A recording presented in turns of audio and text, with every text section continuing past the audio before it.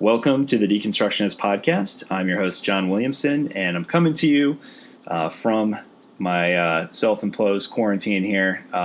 As many of you are as well, I am trying to do my best to social distance and to stay at home as much as I can.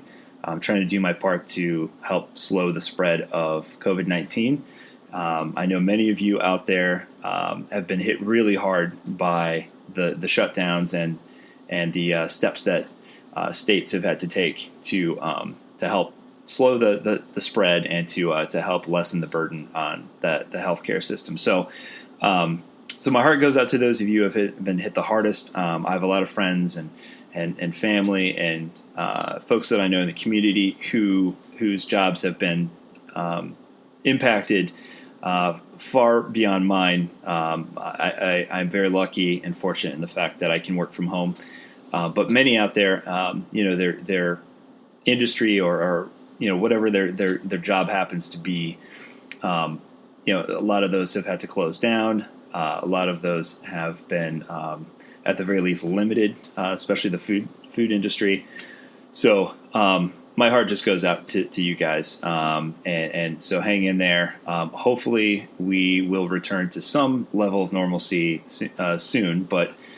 You never know. This is uncharted territory. Definitely the strangest thing that I've seen in my lifetime. And so again, my heart goes out to those of you who have been impacted the most by this. So with that being said, I bet a lot of you are wondering why we have an episode coming out on a Saturday evening, which is unusual for us. Usually we release Tuesday nights, Wednesday mornings.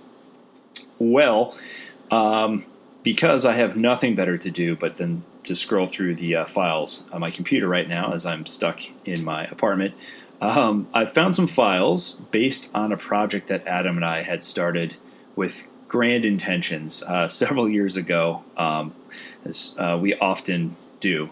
We have lots of great ideas and less time to do them in. So this was one that we were tentatively calling the Sunday Sermon Series. And the idea behind it was we were going to record famous sermons that, from throughout history, and then mix in some originals that we wrote, just as kind of a fun thing that we would release, once every other weekend or once a weekend for a period of time until we ran out. And so we had started recording those. I think I've got about 4 recorded, maybe a 5th one.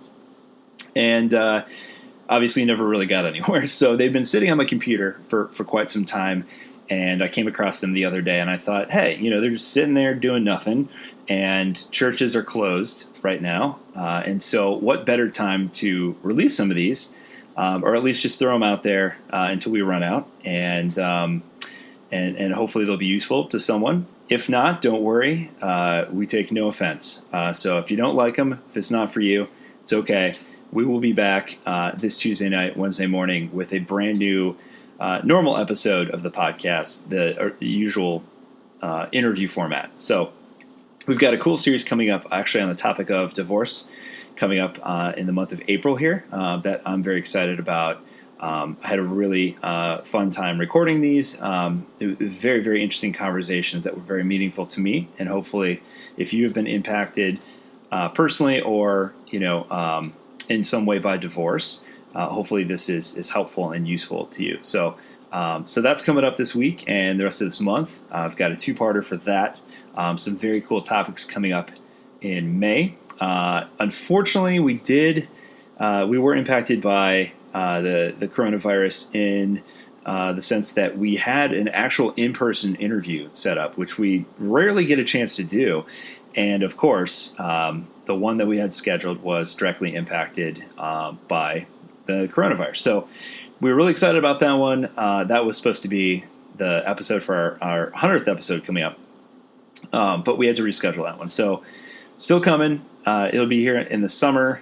So we rescheduled for August. But we had to rearrange our schedule a little bit, which is why we only had 1 episode out this past month. So with that being said, thank you guys for listening. Appreciate all of your support and your continued listening.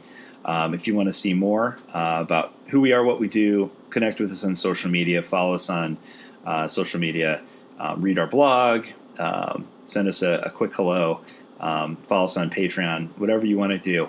Listen to all of our backlog of episodes. You can do that there as well. Our website is www.thedeconstructionists.com with an S on the end there. So you can go to our website. It's our one-stop shop. So thank you guys for listening again. This is an original. This is one that I did on one of my favorite stories in the Bible, the story of the temptation of Christ, where he is being tempted by Satan in the desert. Just a fascinating story. And so this is kind of a thought experiment in terms of what role does metaphor play. So if you disagree with my take on this, that's okay. Just a thought experiment. Okay. So don't get mad at me and send me nasty letters. Or you can if you want. That's fine. Either way, we'll put this one out this week, and then we've got some other ones recorded, some that are historical sermons that someone else wrote. So again, if you hate those, then you can't blame me. The person who wrote it is already deceased, so you can send your hate that way. But anyway, we'll put those out until we're out of them, and hopefully you enjoy them. But if not, we've got plenty of regular content coming, and so stay tuned for that. So thanks for listening. Hang in there, guys. Practice your safe social distancing. Use hand sanitizer, all the things that they're suggesting, and we'll get through this. All right. Love you guys. And without further ado, here's the temptation of Christ.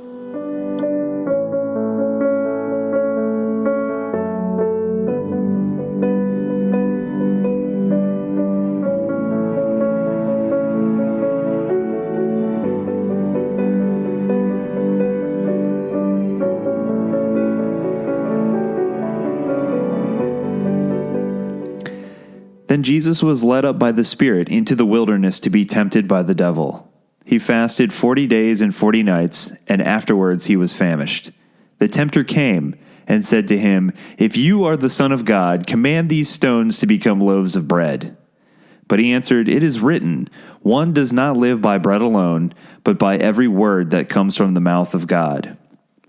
Then the devil took him to the holy city and placed him on the pinnacle of the temple, saying to him, "If you are the Son of God, throw yourself down, for it is written, 'He will command his angels concerning you, and on their hands they will bear you up, so that you will not dash your foot against a stone.'"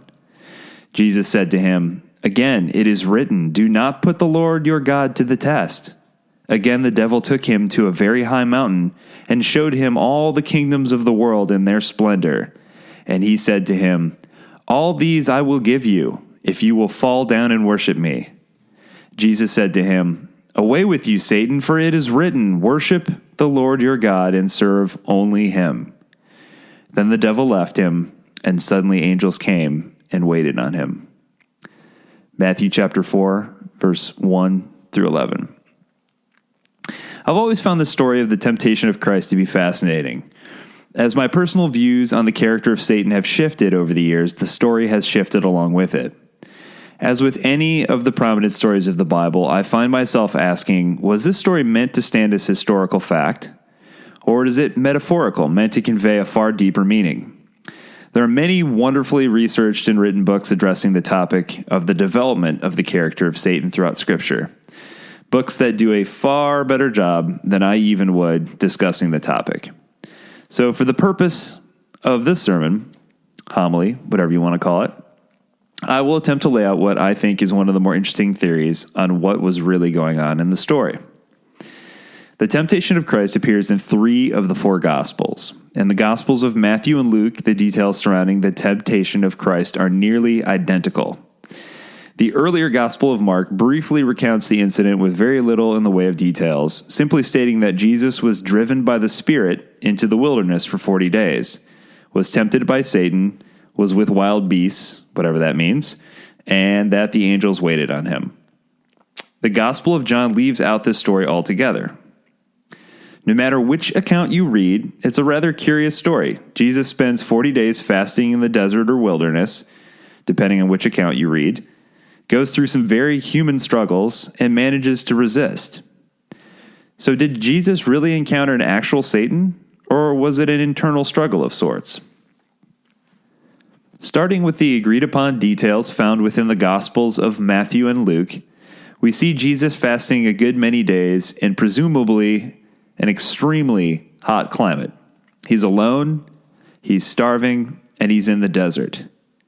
Even as a healthy young man, it would have been difficult to manage the side effects of the desert heat combined with the effects of not eating solid food for 40 straight days. That is an extremely long time. Side effects from going without food for such a lengthy period of time include dizziness, confusion, alterations of one's mental state, and so on. In cases of extreme starvation, things get even worse. Hallucinations, convulsions, muscle spasms, etc. Interestingly, some of the side effects of extreme heat are quite similar. Weakness, headaches, muscle cramps, dizziness, and so on. So Jesus, alone in the desert, fasting presumably with a sufficient supply of water, it's hot, dry, and barren. He's alone with only his thoughts to keep him company, like a prisoner in solitary confinement, only with more room to move about. After a few days, he probably feels the pangs of hunger set in. But he has likely found shelter from the sun. He's trying to stay hydrated and keep his mind off of the hunger by entering into prolonged periods of deep meditative prayer. How long before his mind starts to wander? How long before his willpower begins to break down? Before his divinity starts to chip away just enough for his humanity to break through? Before his own human needs and desires begin to make him question his mission? In the stories of Matthew and Luke, we are witness to the struggle that takes place. Whether or not the actual devil showed up to present Jesus with the challenges he's faced, I do not know. Maybe so. Maybe not. Regardless, the battle that takes place in the desert between Jesus and Satan is one that parallels the trials of Israel in the Old Testament.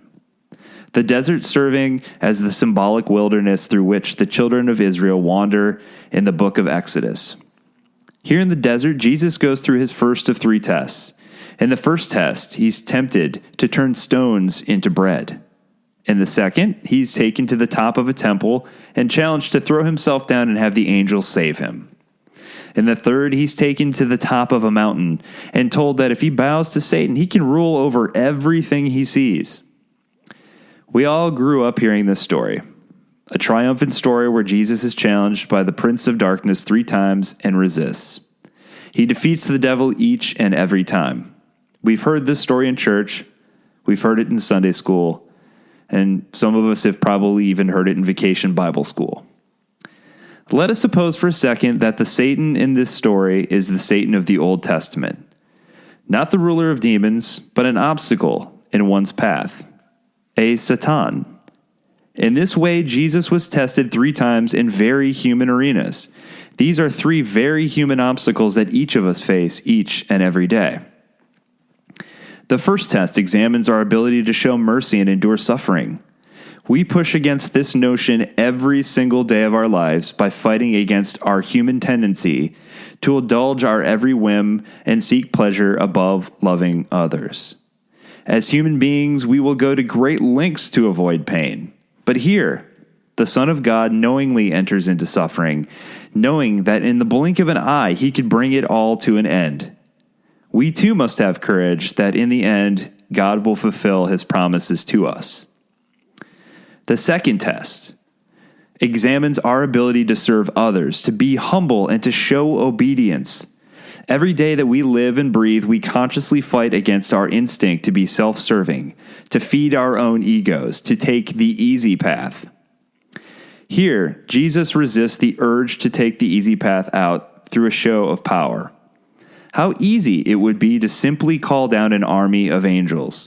What a show of power that would surely be.